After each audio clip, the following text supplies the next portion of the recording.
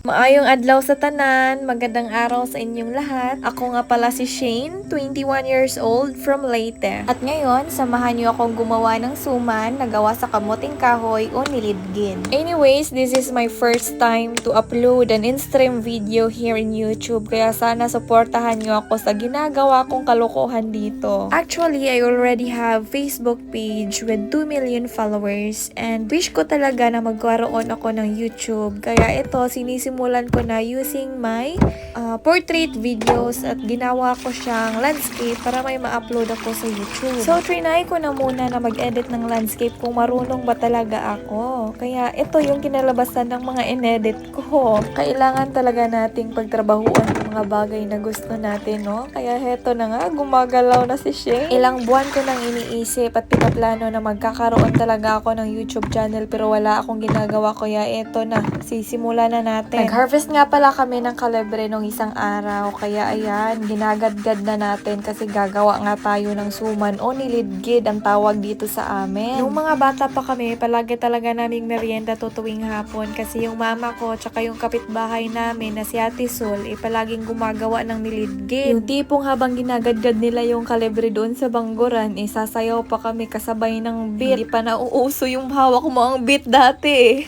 So ayun, pagkatapos igadgad ng kalebre pipigain naman siya kasi kukunin yung duga niya. Ano bang Tagalog ng duga? Ibisaya yun dito sa amin. Hindi ko alam. Nag-recycle nga lang pala ako ng net ng bawang para may pangsalaan ako. Pero pwede din naman gumamit ng puti na tela. At saka, pwede ka din palang gumamit ng puti na tela pero ipaipit mo doon sa malaking bato para mawala yung duga niya. Pero hihintayin mo pa yun ng ilang oras o isang araw. So, depende na yan sa inyo kung anong gagawin yung technique. Basta matanggal yung duga kasi nakakahilo daw yun o hindi yung maganda sa katawan. So eto, gumagawa nga pala ako ng palaman doon sa budbud na gagawin ko kasi gusto ko yung habang kinakagat siya may lalabas na kulay brown doon sa center para presentable naman siya tingnan at kainin. Ang nilagay ko pala dito is gata ng niyog, muscovado sugar, butong or medyo matigas na butong yung parang padung na siya ikupras.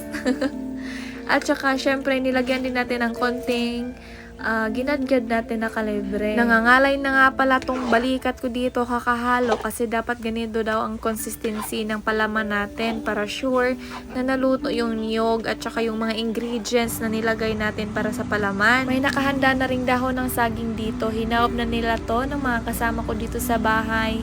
Hawb pala ang tawag dito sa amin yung pinapainitan yung saging para hindi siya madaling mapunit or magisi. Maglalagay ka lang ng konting kalibre doon sa dahon ng saging. Ifa-flat mo siya at lalagyan mo siya ng palaman sa center. At ayan, i-roll mo siya or ililigid mo siya sa dalawa mong kamay para maging ganyan yung shape niya at saka ilulukot mo yung dahon ng saging. Kaya tinatawag namin siyang nilidgid kasi ang Bisaya ng roll is ligid. So ayun, nilidgid. Niro-roll namin siya sa dalawa naming kamay. So nalaman ko lang din pala to sa mama ko, sa lola ko, ganyan, sa mga kapitbahay kasi marami talagang gumagawa ng ganito dito sa amin. Sobrang tagal talaga ng proseso kapag gagawa ka ng suman kaya wala nang masyadong nagtitinda doon sa palengke. Magbabalat ka pa ng kalebre, igagadgad mo siya at possible din na masugatan ka doon sa bangguran. Iriripak mo pa yung kalebre doon sa dahon ng saging. Ay nako, makakain lang talaga ng suman. Kaya ayan, kahit nagrereklamo tayo, nakagawa din ako ng mga 30 plus na suman. O, diba? Ang sipag nating magripak ng kalebre. So ayan, papakuluan lang natin siya ng mga 45 minutes at medium lang yung apoy, hindi large, hindi extra large, medium lang talaga.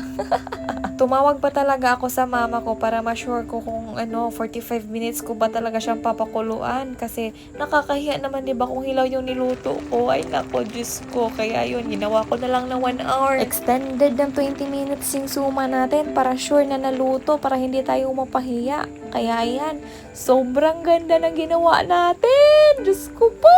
Ayan na naman si OA. Actually, no, ayan, sobrang ganda talaga ng center, no? Mas maganda talaga pag may palaman yung nilidgid natin o yung suman. Siguro kapag ibibenta ko to sa palengke, 25 ang isa or 20 pesos. Ay, hala, Diyos ko, sobrang mahal, may bibili kaya. Anyways, hanggang dito na nga lang muna tayo at maraming salamat sa inyong panunood. Sana'y suportahan niyo pa rin ako sa mga upcoming videos ko dito sa YouTube at mas lalo ko pa talagang sinisipagan na mag-edit ng videos para sa inyo. So ayun, mag-ingat po kayo dyan palagi kung nasaan man kayo. God bless you and thank you so much for watching.